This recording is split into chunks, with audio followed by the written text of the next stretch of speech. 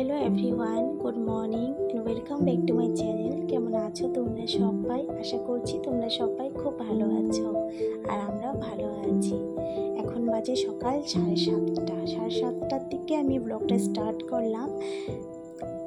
দেখো বাইরে কত বৃষ্টি, গতকাল রাত থেকে বৃষ্টি শুরু হয়েছে, অঝোরে বৃষ্টি পড়েই যাচ্ছে। যখন গুড়িয়াগুনকে স্কুলে দিতে যাচ্ছিলাম তখন একটু কমেছিল বৃষ্টি, তারপর আমি বাড়িতে ঢুকতেই আবার ঝমঝমিয়ে বৃষ্টি শুরু হয়ে গেছে। দেখো রেমেল ঝড়ে আমাদের কি অবস্থা করেছিল। আর তখন না আমি কোনো ভিডিও শ্যুট করিনি, তখন মোবাইলে চার্জ ছিল না, 5 দিন লাইন ছিল না আমাদের এখানে। ঝড়ের আগের দিন থেকে লাইন কেটে দিয়েছিল, তার আগের দিন আরও ডিস্টার্ব ছিল লাইনে। তারপরেও আবার গুড়িয়াগুনের এক্সাম চলছে, মোবাইলের বিশেষ দরকার আছে স্কুলের নোটিশগুলো পাওয়ার জন্য। তার জন্য আর কি কোনো রকম কিছু করিনি, কারণ মেয়েদের পরীক্ষাটা আগে, তারপর না হয় আমার এই কাজ। কারণ ওদের দিকে আমাকে তাকাতে হয়, ওদের পড়াশোনা সব কিছুই তো আমার কাছে। তো সেই আর কি। তো এখন না ওদের স্কুল 7:30 থেকে আর 7:15 ওদের অ্যাসেম্বলি। তো 7টার মধ্যে আমাকে স্কুলে চলে যেতে হয়, কারণ সময় মতো মেয়েদেরকে আর কি দিয়ে আসতে হয় স্কুলে, না হলে পিছিয়ে থাকবে, সেটাই। তো ওরা আর কি তাড়াতাড়ি স্কুলে যেতে চায়, সব কাজ শেষ করে তার আগে মেয়েদেরকে স্কুলে রেখে আসলাম। উঠেছি ভোর 4:30টার সময়। উঠেই তো সেই বৃষ্টি ভিজে ভিজে সব বাসি কাজকর্ম করে স্নান করে পুজো দিয়ে তারপর রান্নাঘরে এসে কোনো রকম 1 কাপ চা নামিয়ে একটু চিড়ে দিয়ে খেয়েছিলাম, কারণ গতকাল একাদশী করেছিলাম, তো আজ পারো না, 9:22-এর মধ্যে পারো না। তো ওদেরকে গুড়িয়াগুনকে ডাল সিদ্ধ দিয়ে, মুগ ডাল সিদ্ধ দিয়ে একটু ভাত তাড়াহুড়ো করে একটু করে ভাত মেখে খাইয়ে দিয়েছি, আর চিড়ের পোলাও বানিয়ে টিফিনে দিয়েছি। সেটাই করেছি ওদের জন্য। তো স্কুল থেকে এসে আমি ডালটা এদিকে ফোড়ন দিয়ে দিলাম, এদিকে আর কি রান্নাবান্না করব সেটা করে নিব, কারণ তাড়াতাড়ি সারতে হবে আর কি সময়ের মধ্যে। ঠিক তাড়াতাড়ি করে আর কী করবো, কাঁকরোলটাই কেটে নিলাম, ভাজাটা আগে বসিয়ে দিই, তারপর পটল আলু কাটবো। আর গতকাল আমাদের এত সবজি এনেছে, প্রচুর সবজি এনেছে, ফ্রিজ ভর্তি করে দিয়েছে সবজি। আর কিছু থাকুক আর না থাকুক, সবজিটা না আমার ভীষণ ভালো লাগে। আর ঘরে সবজি থাকলে আমার এত ভালো লাগে, মাছ মাংস তো সেটা খুবই কম চলে, কিন্তু সবজি থাকলে আমার সেই ভালো লাগে। সবজি খেতে আমি প্রচুর ভালোবাসি। তো এনেছেও কালকে। তো গতকাল আবার আমি একাদশী সবজি বানিয়েছিলাম, আমি খাইনি, আমার বড়ের জন্য করেছিলাম, ও খেয়েছিল অল্প করে বানিয়েছিলাম, ওর জন্য বাদাম টাদাম দিয়ে বানিয়েছিলাম, যেটা বানাই আর কি, যেরকম করে একাদশী সবজি বানাই সেরকম করে বানিয়েছিলাম, ওকে দিয়েছিলাম, ও খেয়েছিল দুবেলা। দুপুরবেলা একবার খেয়েছে, রাত্রিবেলায় একবার খেয়েছিল, আমি আর খাইনি। আমি এই ফল টলগুলো খেয়েছিলাম। তো দেখতে থাকো আজকের ব্লগটা, অনেকদিন পর ব্লগ করছি আবার। আশা করছি তোমাদের একটু হলেও ভালো লাগবে, আর যদি ভালো লাগে একটা লাইক করে দিও প্লিজ, আর কমেন্ট অবশ্যই করো, আর আমার চ্যানেলটাকে সাবস্ক্রাইব করে আমার এই ছোট্ট ইউটিউব পরিবারে চলে এসো। তো আমি কাঁকরোলটা লাল লাল করে ভেজে নিলাম, তারপরে পটলটাও ভেজে নিলাম একটু লাল করে। আর পাশে না ছোটো হাঁড়িটাতে যে গরম জল বসিয়েছি, এটা সবসময় যা করে থাকি আমি সেটাই আর কি। তো আলু পটল দিয়ে সোয়াবিনটাই রান্না করব। এদিকে আমার বর স্নান করে চলে এসেছে ঠাকুর ঘরে, কারণ ঠাকুর ঘরে কিছু কাজকর্ম থাকে ও করে, যেটা আর কি সেটা করবে। আর আমার মেয়েরা তো সকালবেলা স্কুলে স্নান টান করে যায় সব সময়। এখন যে 7:30টার থেকে স্কুল স্টার্ট হয়, তো ওরা স্নান করে কিন্তু স্কুলে যায়। সকালবেলা স্নানটা করে না সত্যি খুবই ভালো। আসবে 1টার সময়, স্কুল 1টার সময় ছুটি হয় এখন, তো 1টার সময় আসলে আর কোথায় স্নান করা, তখন তার স্নানের সময় হয় না। আর বাড়িতে থাকলে না আমি সব সময় ওদেরকে 11:30টার মধ্যে স্নানটা করিয়ে দিই সব সময়। এটা আমার আগের থেকে অভ্যেস। সেই ওরা যখন ছোট্ট ছিল তখন থেকে আর কি, তখন তো আরও আগে করাতাম। এখন আর পড়াশোনা করে, এটা সেটা করে, নিজের প্রজেক্ট তৈরি করে, এইটা সেটা নিয়ে থাকে ব্যস্ত। তো আমি 11:30টার মধ্যে আর কি স্নানটা করিয়ে দেওয়ার চেষ্টা করি। তো সকাল সকাল স্নানটা করিয়ে দিলে কি হয়, স্কুল থেকে এসে না ওরা হাত পা ধুয়ে ফ্রেশ হয়ে চেঞ্জ করে তারপরে ওদেরকে আমি খাইয়ে দিই। আজকে কিন্তু নিজের হাতে খাইয়ে দিব, কারণ আমরা তো এখন খেয়ে নিব, তারপর ওরা স্কুল থেকে আসবে, 2 বোন একা একা খাবে। আর আজকাল না আমি বেশিরভাগটা ওদেরকে হাতে খেতে দিই, আমিও নিয়ে বসে পড়ি, কারণ বাড়িতে তো একাই আছি। ওদেরকেও 2 বোনকে দিয়ে দিই, তো আমিও নিজে নিয়ে বসে যাই। আর ওরা 2 বোন তো খেতে বসলে সে গল্প শুরু করে দেয়। আমি ভাত খেয়ে উঠে যাই, ওদের আর খাওয়া হয় না। আমি খেয়ে দিয়ে বাসন টাসন ধুয়ে কাপড় চোপড় গুছিয়ে বসে থাকি, ওদের খেতে থাকে। আর বসে বসে আমি ওদের গল্প শুনি আর সেই বকাঝকা করতে থাকি। এত মানে গল্প করে করে 2 বোন তো, এক বোন আরেক বোনের সঙ্গী গল্প করে করে খায়। তো আজকে আমি খাইয়ে দিব, কারণ একা একা খাবে, আরও সময় নষ্ট করবে, পরে আর খেতে চাইবে না, তার জন্য আর কি আমি খাইয়ে দিব।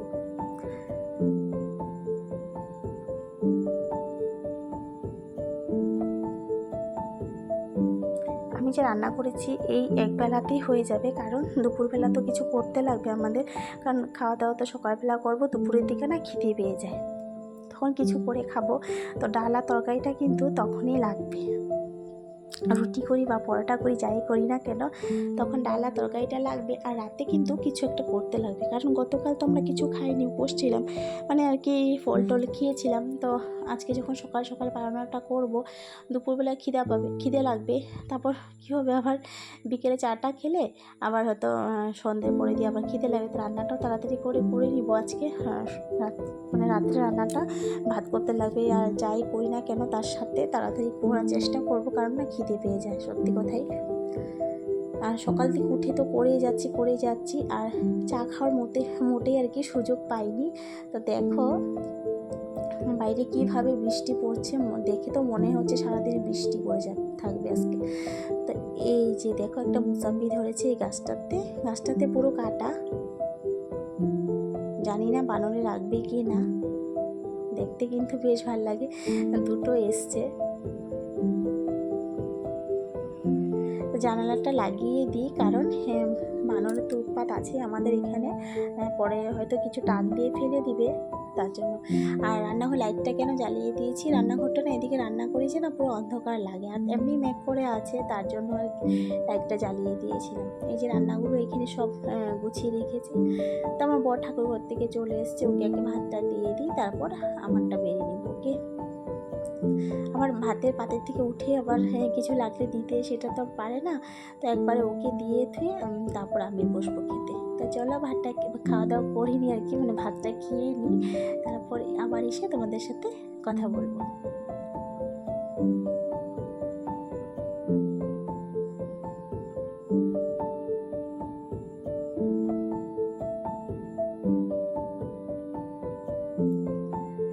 তো সকালে যে স্নান করে স্নানের আগে আর কি কাপড়গুলো কেচে রেখেছিলাম, কিন্তু মেলার সুযোগ একদম পাইনি, কারণ এত তাড়াহুড়োর মধ্যে কাজগুলো করেছিলাম। আর 6টা 2 কমপ্লিট তখন আমার পুজো দেওয়া হয়েছে। হ্যাঁ, আর আমাদের জেঠিমা পরে বলেছিল, হ্যাঁ তুই যে পুজো দিচ্ছিলিস, মানে শঙ্খ ঘণ্টা বাজিয়েছিলাম যে, জেঠিমা বলেছে আর কি, তখন পুরো 6টা 2 মিনিট জেঠিমা দেখেছে আর কি মোবাইলে। তো অনেক সকালে আমি উঠেছিলাম, উঠে 4:30টার সময় উঠে ঘরের ভিতরে কাজগুলি করেছিলাম। প্রথমে আর বাইরে যাইনি, সেই জোরে বৃষ্টি পড়ছিল, পরে তো বাধ্য করতে আমাকে যেতেই হবে, কারণ উঠান ঝাড় দিতে হবে। সেই গিয়েছিলাম, গিয়ে তারপর স্নান করে আসলাম। তো কাপড়গুলো না কেচেছিলাম আর মেলা হয়নি, এখন মেলে দিয়েছি ঘরের ভিতরে। আর এই রুমটা তো ফাঁকাই থাকে, যখন ভেজা কাপড় থাকে তখন এখানেই মেলে দিই। এই যে গাছের থেকে সুপারি পড়ছে, আর প্রতিদিন পড়ছে 4টা-5টা করে। তাইনি এবার একটা এই কুলার মধ্যে রেখে আরও আছে অনেক, সেগুলোকে আরও অন্য জায়গাতে রাখবো। এইগুলো দিদিভাইকে দিয়ে আমি আনিয়েছিলাম, খুব দরকারি বাসন মাজার জন্য আর কি। ও পল্টন বাজারে গিয়েছিল, তো বললাম আমার জন্য নিয়ে এসো। আর 2টো ব্রাশ আনিয়েছি, অনেক দিন হয়েছে, 5-6 দিন হয়ে গেছে আনা। তো আজকে প্যাকেট থেকে বার করলাম।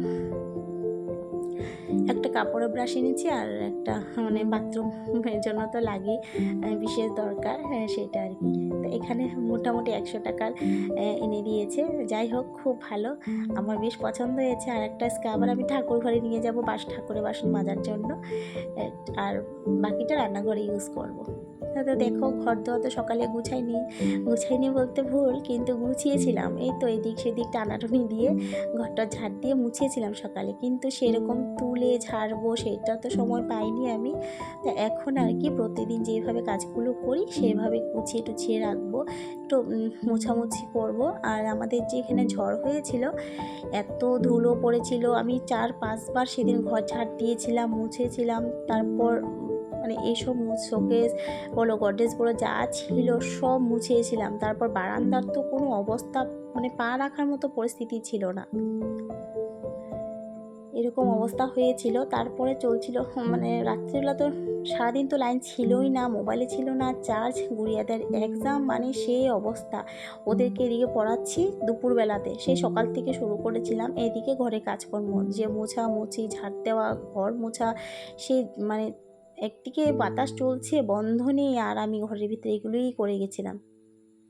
সে একটা দিনে গিয়েছিল, মানে খুব ভয়ে ভয়ে কাটিয়েছিলাম। একদম তুফান কমছিল না, সে অনবরত দিয়েই যাচ্ছে, মানে 1 সেকেন্ডের জন্য থামার কোনো নাম ছিল না। সে এই আমার মানে আমার লাইফে আমি এই প্রথমবার দেখলাম যে অঝোরে কিভাবে তুফান দিয়েছিল। আর আমাদের এখানে তো একদম তার ছিঁড়ে কি অবস্থা, স্কুলে পর্যন্ত সবাই এসে গার্জিয়ানরা আর কি বলা বলি করছিল যে ওদের মোবাইলে চার্জ নেই, বাচ্চারা পড়তে পারছে না, মানে কি হবে, পরীক্ষা কিভাবে দিবে। অনেকে তো মোবাইলে সুইচ অফ হয়ে গিয়েছিল, স্কুল থেকে নোটিশ কি পাঠাবে না পাঠাবে সেটাও মানে জানা ছিল না। তো আমি তো এইসব কোনো রকম ভিডিও কিছু করিনি, মোবাইলে চার্জটা একটু বাঁচিয়ে রেখেছিলাম যাতে করে মানে আমি স্কুলের নোটিশগুলো যাতে মানে পেয়ে থাকি আর কি, সেই সুবিধাটা করে আমি রেখেছিলাম।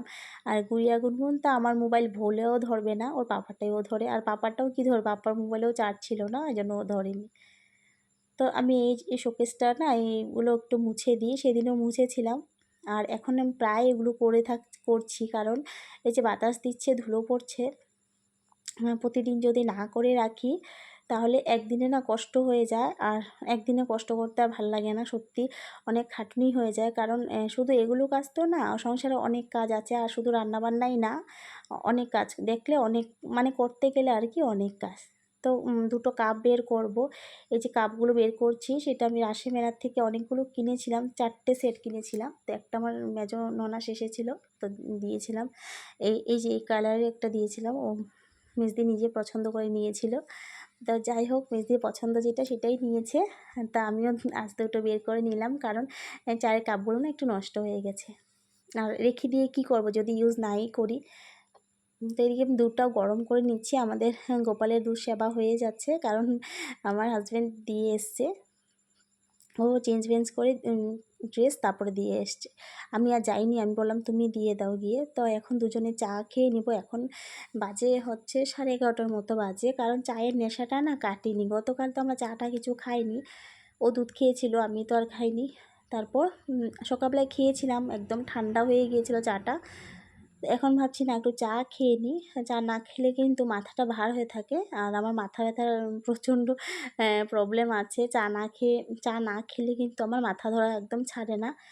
বাদাম ভেজেছিলাম একাদশীর জন্য, সে বাদাম দিয়ে, আর বাদাম আমাদের ঘরে এত মানে ভালোবাসে খেতে, যেমন গুড়িয়া ভালোবাসে এবং গুড়িয়ার পাপা ভালোবাসে, মানে ওরা দুজনে কম্পিটিশনে বাদাম খায়। আমাদের গুনগুন কিন্তু এত একটা পছন্দ করে না, ওরা বড় মেয়ে আর বাবাতে যেমন পছন্দ করে আর কি।